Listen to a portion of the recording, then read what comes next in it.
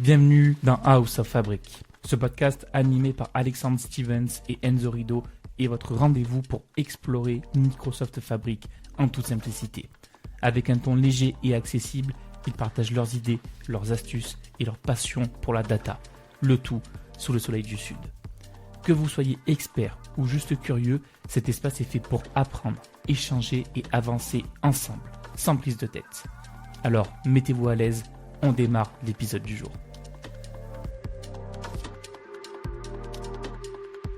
Bonjour tout le monde et bienvenue dans House of Fabric. Alors aujourd'hui, pour notre épisode un peu estival, on va parler d'IA.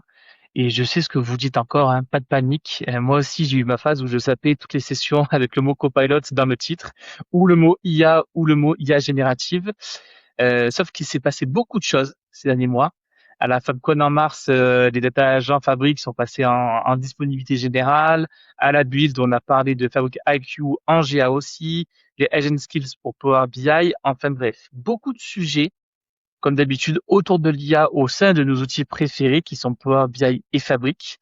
On est passé du bouton qui génère un visuel à un agent qui construit un modèle sémantique et publie un rapport, à un agent qui répond à vos questions intégrées à Teams directement.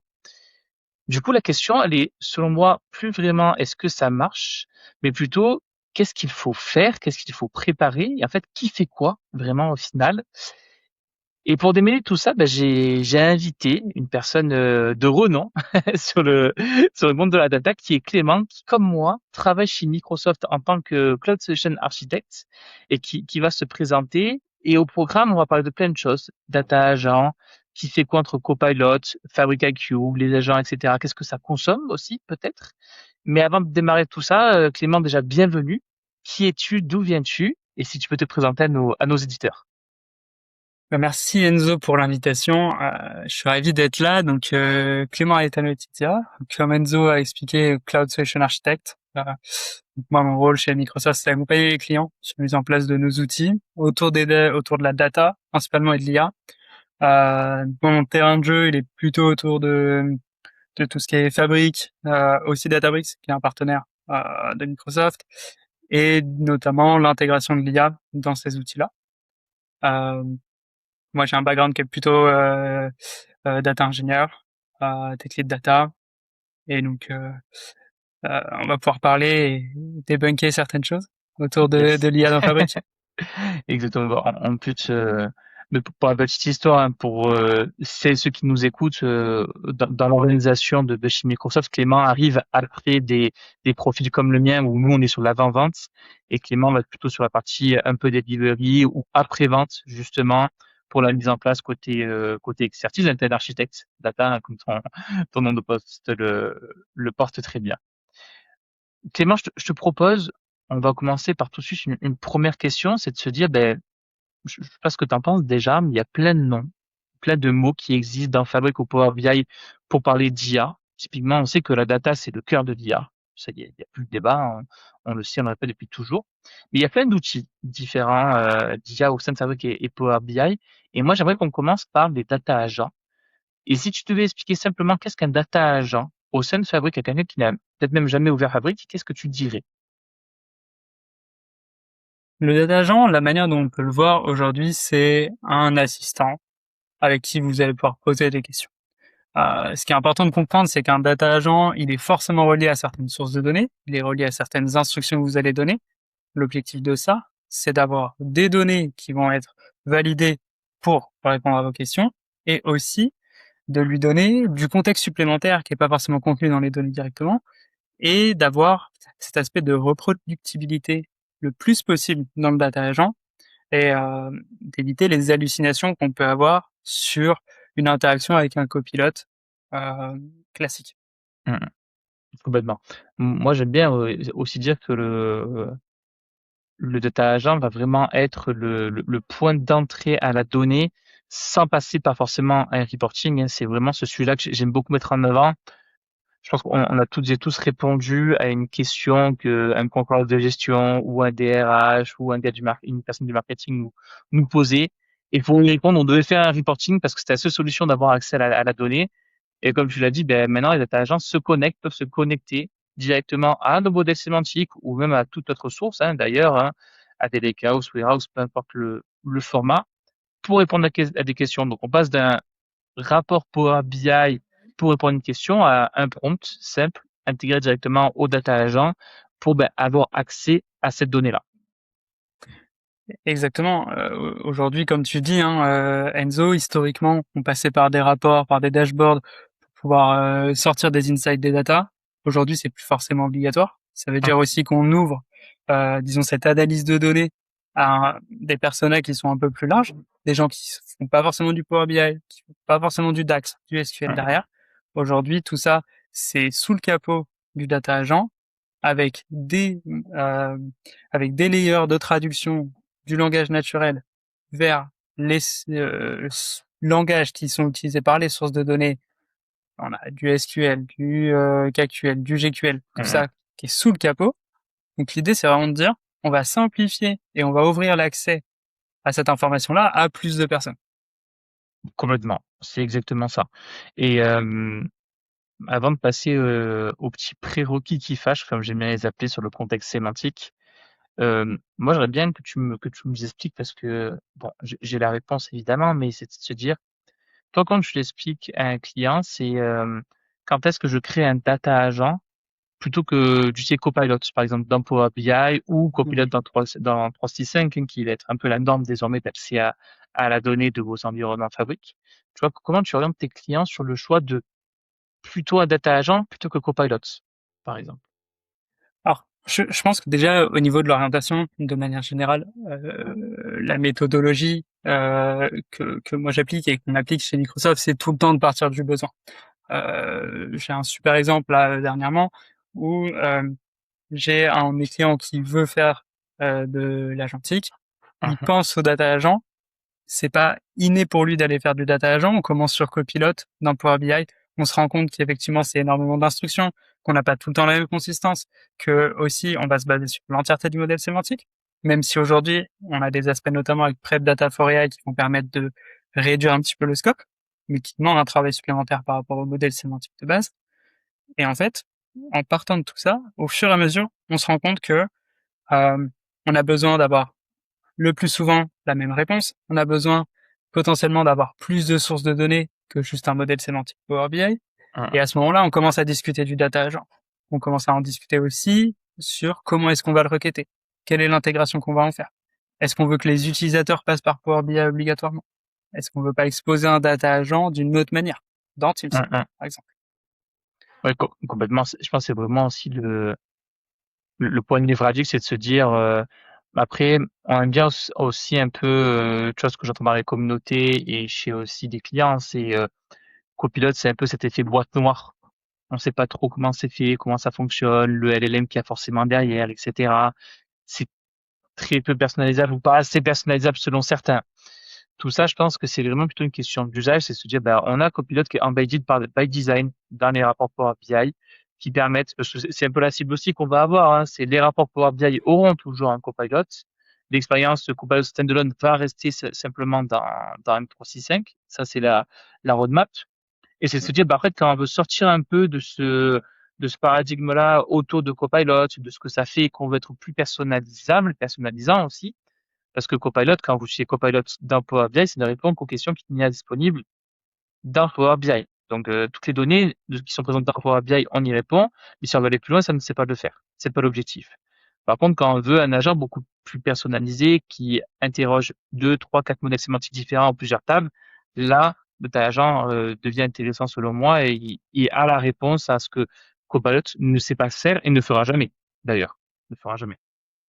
Tout à fait, hein. Les usages aussi, c'est pas forcément les mêmes. C'est-à-dire que Copilot intégré dans Power BI, on sait aussi que il y a une ambition d'aider sur la mise en place de rapports, sur la mise en place donc de métriques, la mise en place de visuels, etc. Ce qui est pas Hum, forcément l'objectif du data agent, parce qu'on ne target pas les mêmes utilisateurs. complètement, complètement. Et tout ça me mène à la discussion qui fâche très souvent chez les clients parce qu'on se rend compte qu'on n'est pas AI ready, comme on aime bien le dire, donc prêt à faire de l'IA.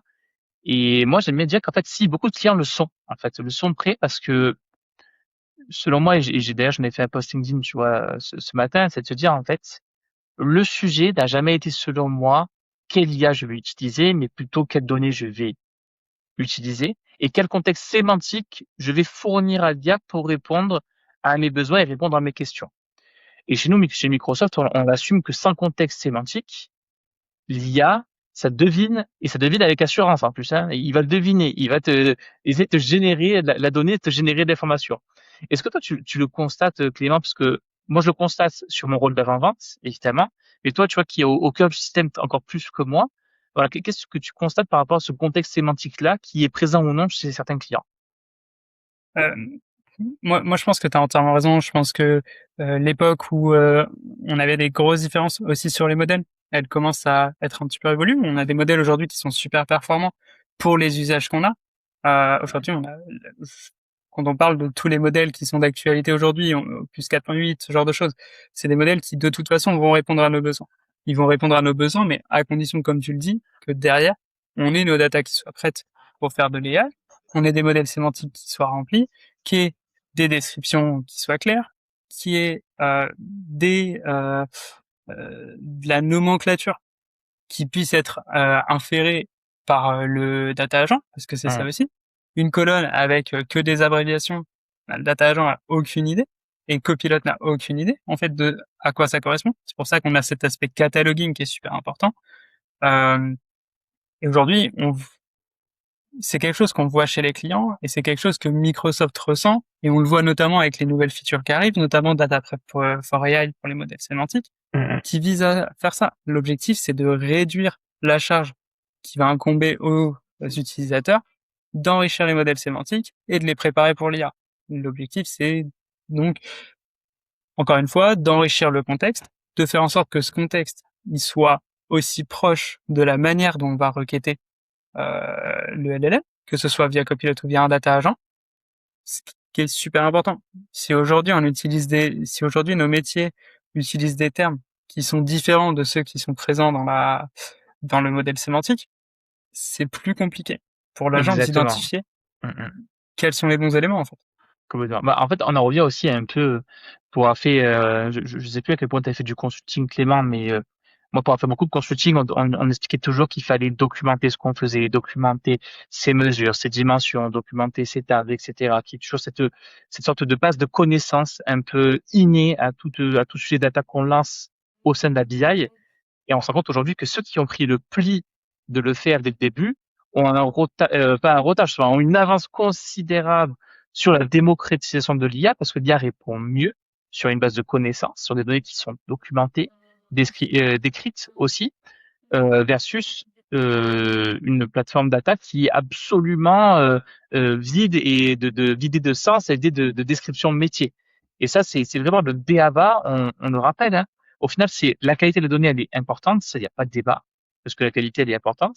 Mais en soi, j'ai presque envie de dire, Clément, que même si ta qualité de données elle est mauvaise, derrière la description qui fait bien les choses, etc., ben, l'IA serait presque capable de détecter du coup, ben là, attention, tu me parles de chiffre d'affaires, mais je vois des dates dans ton dans ta colonne, par exemple, je les ai pas prises en compte. Je tire le trait, je prends l'exemple qui n'arrivera jamais, mais j'ai presque envie de me dire, ben, en soi, si c'est bien décrit, où on explique comment la table doit se comporter, ce qu'elle doit faire, etc., ben, en fait, ça aide vraiment à rendre l'IA plus accessible. Moi, je suis entièrement d'accord avec toi, Enzo, parce que aujourd'hui, un modèle IA, c'est un modèle qui a engrangé énormément de données, qui a été entraîné sur énormément de données. Fondamentalement, c'est comme toi et moi. C'est-à-dire que si on arrive dans une discussion avec des personnes qu'on connaît pas sur un sujet qu'on connaît pas, on va faire quoi? On va essayer d'inférer la signification de la discussion et de tous les termes qui sont métiers, etc., et qui sont propres à ce sujet-là. Avec nous, nos connaissances, on peut faire des erreurs. Si par contre, les premières étapes qu'on a, c'est de demander de la clarification, et aujourd'hui, c'est ce qu'on fait en documentant et en alimentant le modèle sémantique, il y a moins de chances qu'on se trompe. Ben, je suis carrément en phase. Et après, on va commencer après à toucher aussi la partie ontologique qu'on évoquera juste après. Et toi, Clément, si tu donnais un peu des billes, si un client te demande, mais c'est quoi un modèle prêt pour l'IA? C'est quoi, voilà, que tu donnerais un peu comme guideline sur ça? Moi, ce que j'aimerais comme guideline, c'est déjà avoir des nomenclatures qui sont claires. pour l'agent. Avoir des noms de colonnes, des noms de tables qui vont aussi être proches de la manière dont on va requêter. Pour que, vous savez comment fonctionne un LLM, hein, c'est du calcul de distance sur des vecteurs. Donc, plus les termes qui sont utilisés sont proches, plus les vecteurs sont proches. Euh, et donc ça va vachement impacter la qualité de la réponse. Euh, L'autre aspect, c'est de euh, pas fournir plus d'informations que ce qui est nécessaire aussi. Aujourd'hui, un modèle sémantique sur lequel on a des centaines de colonnes et on fait des requêtes avec un data agent sur 10 d'entre elles, on a 90 colonnes qui servent à rien, qui sont du bruit aujourd'hui, qui vont avoir du coup un impact sur la réponse, mais aussi on commence à se poser la question maintenant, on parle de charge humaine dans les projets, on parle de charge token dans les projets, et ça a un impact énorme, parce qu'aujourd'hui, plus, le, plus de données on donne au modèle, plus de tokens on consomme, ça met du bruit, ça augmente les coûts, et ça réduit du coup la qualité des réponses. Tellement, tellement. Puis en plus, après, on part aussi dans un autre débat qui pourrait même faire un épisode à part entière, c'est de se dire aussi ben, l'impact écologique aussi d'un nouveau modèle sémantique, parce que si on doit prompter 4 ou 5 fois pour avoir la bonne réponse, ben, c'est autant de sollicitations qu'on pousse sur un serveur, hein, parce que d'ailleurs, gardons en tête que tout ce qu'on fait, c'est des serveurs qui tournent, c'est du CPU qui tourne, c'est de la RAM qui fonctionne, et tout ça, ça consomme de l'électricité, de l'eau pour du refroidissement. Donc il y a aussi un enjeu sociétal de se dire ben, de comment on utilise correctement l'IA. Et c'est pas juste faire un prompt optimisé, c'est aussi la donnée qu'on appelle derrière qui le soit tout autant. Voilà. Tout à fait, et c'est aussi être capable d'exposer des exemples de prompts qui vont fonctionner pour tous les utilisateurs, Tellement. Mm, qu'ils aient pas à refaire le travail qui a été fait par celui qui met en place le mm. data agent. Ça, c'est quelque Complètement. chose qui est super important aussi. Mm. Pour tous les clients qui nous écoutez aujourd'hui, si vous mettez en place un data agent, mais que vous expliquez pas à votre métier comment il faut qu'il l'utilise, c'est comme les nouvelles features chez nous. C'est-à-dire que si on vous donne pas des guidelines dessus, vous allez les essayer, pas forcément de la bonne manière, et vous allez pas forcément tirer les bonnes conclusions. Et ça, en fait, c'est super important d'accompagner toute, enfin, la chaîne de bout en bout, en fait. Non. Et ça, après, c'est valable pour vos modèles sémantiques, mais c'est aussi valable pour vos tables, etc. Évidemment, là, on a fait le focus sur les modèles sémantiques, mais dans tous les cas, c'est valable pour n'importe quelle source de données. Et d'ailleurs, Akram et Roman avaient fait une très bonne vidéo sur ça, sur Fardata, où ils expliquaient, ben voilà, un data agent qu'on plug sur un modèle sémantique ultra préparé ou des tables lakehouse qui le sont un peu moins, mais pour lesquels on précise des instructions très avancées. Au final, le résultat est tout aussi pertinent, tout aussi bon. En fait, ce qui fait la qualité de la réponse, c'est la description et le contexte métier associé à ça. Parce que du coup, pour un peu récapituler, on a parlé de Copilot qui était inclus directement dans Power BI, qui était un peu effet boîte noire et qui ne consomme que les données présentes dans le rapport. On a le data agent qui s'appuie sur l'ensemble des données qu'on lui met à disposition, sans limite, hein, de modèles sémantiques, de warehouse, lakehouse, temps réel, etc., peu importe. On a remarqué et discuté avec Clément là, que ce qui fait un peu foi dans tout ça, ben, c'est le modèle sémantique qui est un peu au cœur du système avec les descriptions des règles et des métiers. Moi, ce que j'aimerais évoquer maintenant, Clément, c'est qu'on a un nouveau player dans la place qui est les IQ, la partie ontologie, et notamment Fabric IQ. Et moi, j'ai une question très intéressante d'un client, je vais te la poser, Clément. C'est est-ce que ça règle vraiment un vrai problème, ou est-ce qu'au final, on ne ferait pas juste un dictionnaire de données qui va finir par être abandonné, comme tous les glossaires qu'on avait avant, justement? Je pense que c'est une super question parce que aujourd'hui, moi, la vision personnelle que j'ai de l'ontologie, euh, elle est qu'elle doit servir à un propos qui est différent du modèle sémantique. Un modèle sémantique, son propos, c'est de servir de la BI. L'ontologie, si on la crée juste pour reproduire de la BI, euh, de mon point de vue, ça fait pas sens. C'est un catalogue qui doit aider sur d'autres aspects, qui sont des aspects organisationnels, des aspects aussi de run et d'opération. Euh, c'est ça qui est en fait super important pour moi avec l'ontologie. Et l'ontologie, c'est un terme qui est nouveau chez nous depuis quelques semaines, mais c'est pas un terme qui est nouveau. On a des clients qui font de l'ontologie depuis Non. 15 ans maintenant. Hum, hum, hum. Il y a aujourd'hui, une ontologie, c'est pas quelque chose de nouveau. Ça sert des propos qui sont différents. Et c'est ça qui est hyper important à préciser pour tous nos clients en fait, c'est de leur expliquer l'ontologie va le modèle sémantique va vous répondre à des questions qui sont très orientées BI, l'ontologie va vous répondre à des questions qui vont être plus opérationnelles. Et on le voit notamment au niveau des sources de données. Par exemple, si on regarde la partie copilote dans Power BI, elle se base sur le modèle sémantique. Si on regarde l'ontologie, dans la manière dont on définit, donc l'ontologie, c'est un graphe de données avec des entités et des relations entre les entités. Et pour chacune des entités, on va aller faire du binding sur des sources de données. Et quand on regarde aujourd'hui, on a du binding sur des sources qui vont être statiques, des tables dans un lakehouse, par exemple, et on va avoir des données qui sont dynamiques, de streaming, avec de l'event house. Ce que ça signifie, c'est qu'aujourd'hui, on va vouloir répondre à des questions opérationnelles du quotidien avec l'ontologie. Donc, s'il arrive tel incident sur, par exemple, mon usine de production, quels vont être les impacts?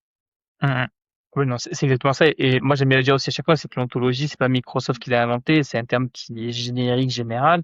Et c'est encore une fois, ça donner cette notion-là de contexte métier supplémentaire, des relations qu'il y a entre vos différentes données pour toujours garder que tout ce qu'on fait là, au final, aujourd'hui, et tout ce qu'on fera en data dans les prochains mois, prochaines années, ce sera fait pour optimiser l'IA. Donc, l'IA s'appuiera du coup sur vos modèles ontologiques qu'on appelle aujourd'hui Fabric IQ, qui est vraiment nous l'outil qu'on a au sein de Microsoft pour rajouter cette couche-là supplémentaire au-dessus de votre plateforme data.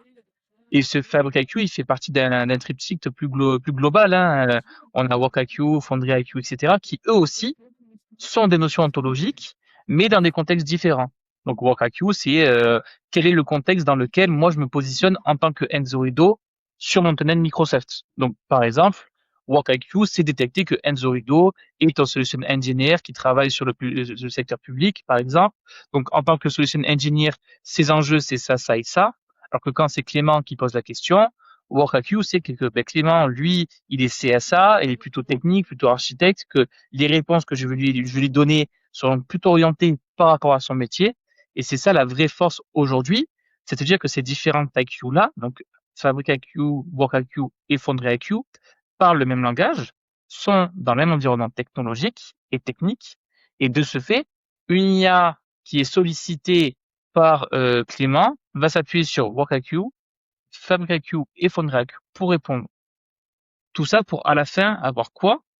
Avoir une réponse adaptée, pertinente, précise et éviter le reprompting, la resollicitation et les coûts et l'écologie, tout ce qu'on connaît, typiquement. Exactement, hein. C'est la continuité de ce qu'on disait tout à l'heure avec Enzo autour du contexte. Hein. Aujourd'hui, tous ces IQ-là, ils ont vocation en fait à fournir du contexte, à fournir une couche de contexte qui va être utilisable par tous les agents, toutes les interactions qu'on va vouloir avoir avec du copilote par exemple derrière. Et en fait, on se rend compte que c'est souvent la seule chose qui manque. Parce que, comme disait Enzo, les données, on les a. Par contre, comment on les explique, ces données-là? Et ben, effectivement, faut faire le travail de se dire qu'est-ce qui se passe dans ma tête, moi, quand je regarde cette donnée-là, et comment je l'expliquerai à quelqu'un. L'ontologie, aujourd'hui, ça fait aussi partie de cette dynamique-là.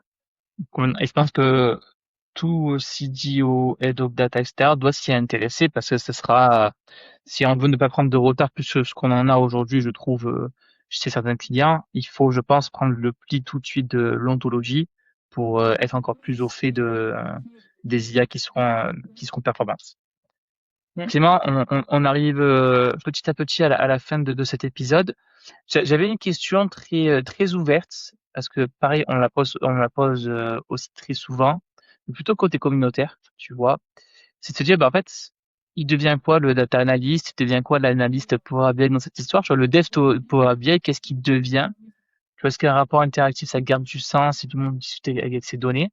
Et voilà, moi, c'est plutôt avoir ton avis, vision du marché et personnel aussi, hein, c'est quoi en fait le futur de développeurs Power BI et même plus globalement d'un rapport Power BI, hein, si on fait plus simple. Je pense que c'est une question qui est super intéressante parce que là, on va la contextualiser pour un développeur Power BI et des rapports Power BI, mais en fait, c'est une question qui se pose sur tous les métiers aujourd'hui qui sont impactés. Complètement. L'approche que j'ai moi vis-à-vis de ça, c'est de dire aujourd'hui quelle est la valeur que j'apporte. Est-ce que la valeur que j'apporte, elle est d'aller construire mes visuels, ou est-ce que la valeur que j'apporte, elle est de comprendre comment je le construis et quelles sont les données que je vais utiliser derrière, quel résultat je veux atteindre, et d'être clair sur tout ça. Mhm. Moi, ce que je vois aujourd'hui, c'est de dire, euh, si je peux construire plus de rapports ou des rapports plus qualitatifs dans le même temps, enfin, en moins de temps ou dans le même temps, aujourd'hui, ça veut dire que la valeur que j'ai, elle est probablement plutôt de comprendre quelles sont les attentes métiers, quels sont les enjeux des stakeholders et de les représenter, Mhm. et moins d'être sur la partie construction. Complètement. Je suis carrément en phase. Et moi aussi, j'aime bien dire que dans tous les cas, en fait, il faut pas voir ça comme une compétition entre les deux solutions. Ça répondra toujours à des cas d'usage très spécifiques. On aura toujours besoin d'un reporting affiché sur un PowerPoint, d'un reporting affiché dans une usine de production en temps réel pour voir des chiffres, etc. Les reportings existeront toujours. À vita aeternam, ça je ne sais pas, mais ce qui est sûr, c'est que ça existera toujours pour répondre à des enjeux, à des besoins de suivi. On va pas toujours aller poser la question à 8 heures du matin à son agent pour savoir le chiffre de la veille. On va avoir un reporting qui est directement accessible, qui a été rafraîchi. Donc moi, je vois plutôt le data agent va permettre de répondre à des besoins ponctuels, spontanés et d'avoir une réponse par rapport à un contexte. Et le reporting existera toujours. On va plutôt rationaliser par contre le nombre de rapports, parce que ça, on le sait tous, hein, on l'a tous vu chez des clients, un client qui a 2, 3, 4 000 rapports, et sur 2, 3 000, ben, en fait, il n'y en a peut-être que 200 qui sont utilisés, et tout le reste, c'est même pas maintenu et même pas pertinent. En urgence, il faut dans tous les cas avoir du reporting, et je pense aussi que le métier développeur va changer, et tu l'as un peu dit à demi-mot, mais c'est de dire, mais en fait, dans tous les cas, l'objectif même d'un développeur Power BI, avant même de faire un beau rapport, c'est de faire un beau modèle sémantique. Donc, on s'en fout après d'avoir des belles couleurs, que ça fasse un feu d'artifice. Il faut que le modèle sémantique soit pertinent et soit efficace. Et ça restera toujours le rôle du développeur Power BI. Et donc, il sera toujours présent. Je suis entièrement aligné avec toi, hein, Enzo. Je pense qu'on partage cette vision-là. Je pense que il faut pas oublier aussi que on fait de la tech pour servir des propos métiers. On fait rarement de la tech pour faire de la tech, au final. Euh, et aujourd'hui, un métier qu'on est passé 2 semaines, 3 semaines sur un rapport Power BI et qu'on est passé 2 heures, la seule chose qui l'intéresse à la fin, c'est qu'il ait son résultat. Exactement. Je suis carrément en phase. Et moi, ça, je le répète à chaque fois, c'est tout ce qu'on fait encore plus nous en data et en BI, on le fait pour des métiers. En fait, le résultat de notre travail tombera à la fin dans la main des métiers. C'est les métiers qui vont utiliser, tu vois, la différence d'une personne qui fait de la cybersécurité, qui va configurer du firewall, du proxy. C'est assez invisible à l'œil pour un métier, donc ça l'impacte pas directement. Mais nous, ce qu'on fait, tout ce qu'on construit, c'est fait pour que les métiers utilisent, pour que des chercheurs puissent travailler plus efficacement. Moi, tu vois, dans mon contexte, pour que des médecins puissent être plus efficaces face à un patient, etc. C'est fait pour les métiers. Donc, il faut que ça soit accessible, pertinent et surtout efficace. Plus on passera de temps à discuter avec les métiers, plus on sera pertinent. Si aujourd'hui, l'utilisation de toute cette IA et de ces LLM, ça permet de passer plus de temps avec les métiers, moi je suis assez intimement convaincu que ça permet de mieux faire notre travail. Complètement. Clément, merci beaucoup. J'ai une dernière question pour toi. Toi, dans la feuille de route ou dans les prochains mois qui arrivent là sur Fabric Power BI, c'est quoi qui t'excite le plus ou peut-être qui t'inquiète le plus, hein, dans le sens où je sais pas trop où on va, etc. C'est voilà, toi, qu'est-ce qui te plaît, c'est quoi ton leitmotiv là pour les prochains mois? Euh, moi, ce que j'aime bien déjà sur Fabric, c'est cette ambition quand même d'être super open sur plein de choses, Hum, hein. On n'en a pas spécialement évoqué, mais aujourd'hui on a plein de MCP dans Fabric, hein, des MCP aussi sur Power BI. Donc l'idée c'est de dire on reste pas forcément cantonné sur l'écosystème Microsoft, hein. On va pouvoir hum, en sortir. Moi qui viens plutôt d'un monde très open source, c'est quelque chose qui est super appréciable. Maintenant évidemment, faire que de l'open source, ça a ses contraintes, hein. hum, Évidemment, quand on utilise des outils managés, ça a plein d'avantages. Et donc aujourd'hui, moi je suis assez intrigué de voir comment va être accueilli Refin hum, par le marché. Je pense que c'est une manière un peu différente aussi de reporter de la donnée. Euh, je pense que cet aspect très vibe coding, ça va pouvoir potentiellement donner des idées euh, à éventuellement des développeurs Power BI de s'essayer à autre chose que hum, du hum. Power BI pour visualiser les données. Et je pense que ça, c'est super intéressant. J'ai hâte de voir comment ce sera accueilli. Moi, je suis carrément en phase. Et moi, je pense que c'est, comme toi, ce qui m'excite le plus, c'est les fabriques apps ou Rayfin, peu importe comment on appelle ça. Mais tu vois, c'est vraiment ça qui me challenge bien, qui donne envie de voir, déjà, qui montre que l'IA rend accessible beaucoup de choses. Parce que moi, je suis pas un développeur de base, quand je dis développeur au sens vraiment brut du terme, hein, un développeur de PHP, CSS, Java, tout ce qu'on a connu dans nos études, tu vois. Et j'ai l'impression d'avoir accès à des choses qui m'étaient auparavant impossibles facilement. Donc oui, je suis carrément en phase. L'IA va révolutionner beaucoup de choses, notamment grâce à Réfine. Clément, merci beaucoup d'avoir participé à ce podcast. On a fait pile poil la demi-heure qu'on voulait, donc c'est super. Merci pour l'intervention et je pense qu'on se refera un épisode. On a plein de sujets à évoquer, notamment sur Réfine. Je pense qu'on pourrait même se faire un épisode entier sur Réfine de à quoi ça sert et c'est quoi un peu le futur des fabriques apps. Mais merci beaucoup, en tout cas, de ta présence. Merci Enzo pour l'invitation, et puis ce sera Yes. avec plaisir. Merci tout le monde. Au revoir. Merci d'avoir écouté cet épisode de House of Fabric. On espère que vous avez passé un beau moment parmi nous. Si cet épisode vous a plu, laissez-nous une note ou un commentaire sur votre plateforme préférée. Et pourquoi pas ne pas le partager avec vos collègues, vos amis ou même votre belle-mère. Qui sait, elle pourrait devenir une experte en fabrique elle aussi. On se retrouve très vite pour un nouvel épisode. D'ici là, prenez soin de vous et restez curieux. À bientôt sous le soleil de House of Fabric.